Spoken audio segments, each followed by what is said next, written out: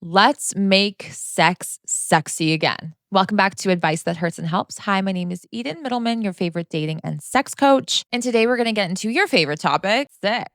Sometimes sex just loses its sexiness, its excitement, just gets dull, boring, somewhat routine like. And that's okay. It's okay to have those moments. It's not like anything's wrong in your relationship. However, we do want to constantly feed the fire and reignite the spark when it comes to that department. And here are a few simple ways that you can make that happen. You need to court each other. I always make these jokes. I'm always like, court me first. The reason why it becomes less sexy and very routine like is because you just get into the act as if it's like a chore or job that needs to get done on your to-do list. You need to work each other up. You need to build that intensity and that tension, that sexiness. Figure out what makes them tick and work your magic, whether that is sexting throughout the day, building it up, or whether that is putting on something a little bit more sexy when they get home, kiss them a little bit deeper. Little tweaks like that can really change and switch your gears because it's like, oh, I'm used to coming home and you giving me a little peck and then getting right back to dinner or right back to the kid or right back to our lives.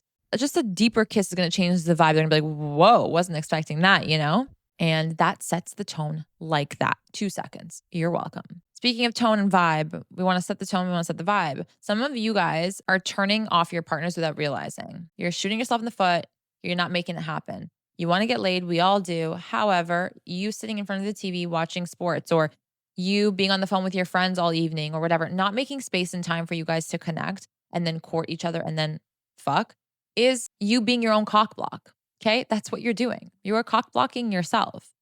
Try and find pockets of time where you guys can both have those little conversations and then maybe touchy feely time, maybe cuddling on the couch, inviting the partner to do that. Also respect that your partner might not always be down and that's okay too. So don't get butthurt. Just you can't always have it when you want it. Like move on. Use that as like a build up too. Like not today, but let's try tomorrow or let's plant the seed today and hopefully tomorrow. Make it sexy. Like you would at the beginning of a relationship. Sometimes I like to think, what were we doing at the beginning there? Like how did we make it playful? Yes, everything is new and exciting and different. That does a lot of the work for you. But what else were we doing? We were flirting more. We like it didn't feel super comfortable to just like go and grab each other and have a hot makeout session. Like we had to like feel each other out and excite each other and, see who's going to pull the first move. Build that tension up. Make yourself available in those moments. It's not sexy when you're picking your toenails on the couch or when you just say, I'm going to go take a shit. A lot of you guys in relationships and you guys do that shit. Like, I'm like, that's already a turn off. Keep it sexy. Do you know what I mean? Make the dynamic sexy. Read the room. It's a skill. See how your partner is feeling. See if if they had a bad day, maybe it's not the right time to like shoot your shot, or offer a massage, offer to cuddle, offer to like make their favorite little snack. Little things like that is courting them without realizing. And like I said, whether or not you get laid in that moment or that night, it plants a seed for the next day. If you help them feel better and make them feel better or be responsive or listen to them or be attentive, that makes the other person appreciative of you and turned on by your presence because you are making the air, the room, the vibe better. That's what you would have done at the beginning of the relationship. So why are you getting sloppy now? Make out. This is a skill you all need to perfect. It is an underrated skill. It is a skill that we were more excited about in high school or whatever. I don't know when you guys are doing that stuff now. It's nasty, it's fucked up. But make out. Bring back make outs. I always say this. This is the ultimate foreplay. This is always, always the goal. Build up tempo. What did I tell you guys in my several videos about how to make sex better? Tempo, slow build, right? And then we can mix in a little fast and then back down to slow. You working your way from 0 to 1 to 2 to 3 is better than 0 to 100. Because then if 100 isn't reciprocated, you're back down to 0 and it's really hard to make up for that awkwardness. It just kills the vibe, right? Whereas if you go from 0 to 1, 1 to 2, 2, she isn't ready or he isn't ready, wasn't feeling it, you can go back down to 1 seamlessly and it's not as jarring. So slow make out, build the tempo, and then you can throw in a little tongue, a little whatever, okay, a little more touchy-feely, but slowly. If their body is not reciprocating, you don't throw in something new to the mix. Work on this skill. This is the if you can make out nicely, properly, wonderfully, you will get laid. Okay. If you do not know how to make out, if you're not a good kisser, if you're not a good, yes, it's not going to be good.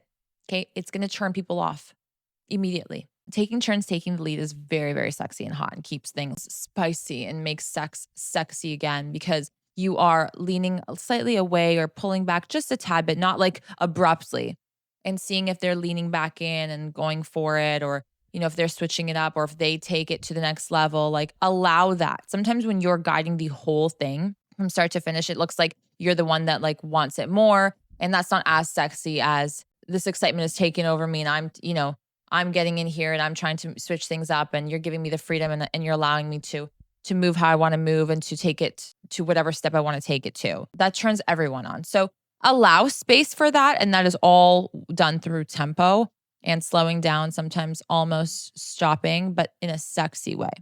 Again, be careful when you pull away because people read that as what's wrong, what's going on. And everyone's slightly more like on edge in those moments because you're more vulnerable. So be careful again, move very slowly with those things. Taking initiative is always sexy, even if it's usually this person over that person taking initiative. Switching those roles up is something that can like reinvigorate sex again in your sex lives. Being more spontaneous, or, inviting them into the shower, or, having sex in a different location. It switches things up a little bit and makes things exciting. Go on more date nights or plan something sweet and cute randomly in the evening. That also will reinvigorate your entire relationship and therefore your sex life. Sometimes we need to put more thought into it and we need to prioritize our relationship and sex for it to be and feel sexy again. I understand that life gets in the way and things get hectic and things get crazy, but we make time for the things that we care and want.